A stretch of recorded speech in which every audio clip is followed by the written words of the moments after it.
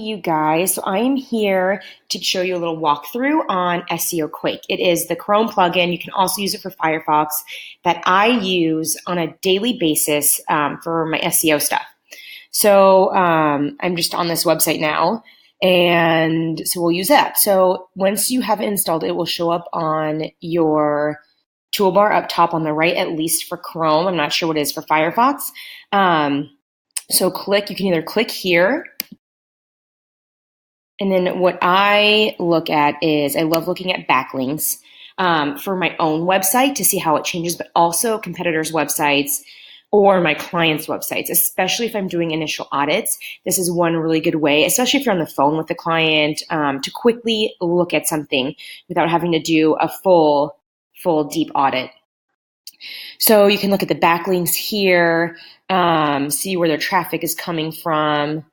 All really good information. See if they have any display advertising running, which these people don't. Traffic analysis, this is another good one. So where are they advertising? Where are they getting their traffic from?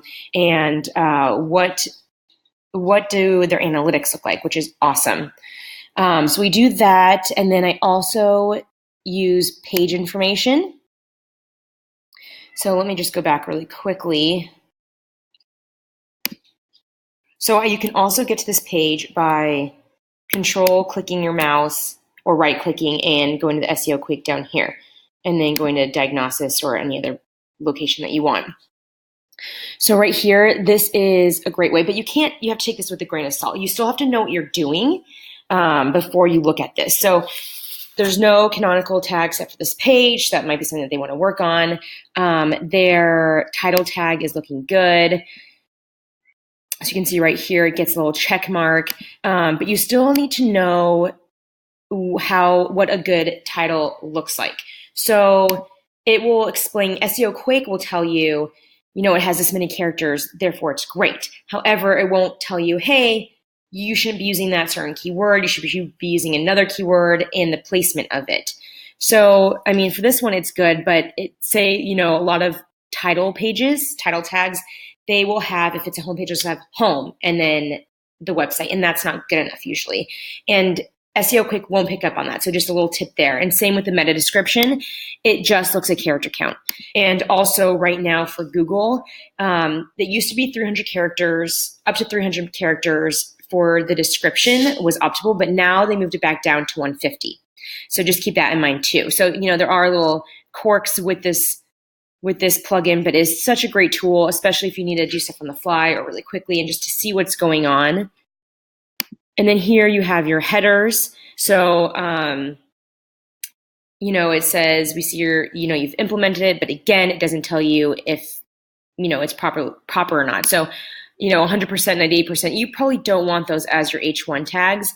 And also you only want one H tag per page. So, again, it shows you just the gist of it, but nothing too crazy. It shows you if your images are without any alt text.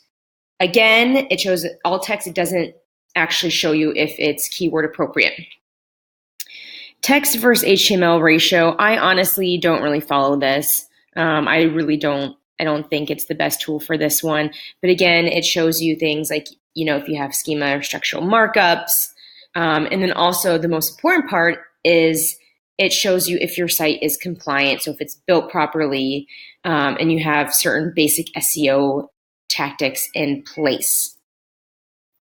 So that was a diagnosis. And you can also look at page information, which again, it shows you, the external links and the internal links. And then the keywords that Google is picking up for this page, as well as other search engines. So pretty quick and easy. Honestly, if you have not installed this, I would do it and highly recommend doing it and just getting in there every day and looking at what your competition is doing and helping out your clients with it and yourself. All right, guys, have a good day.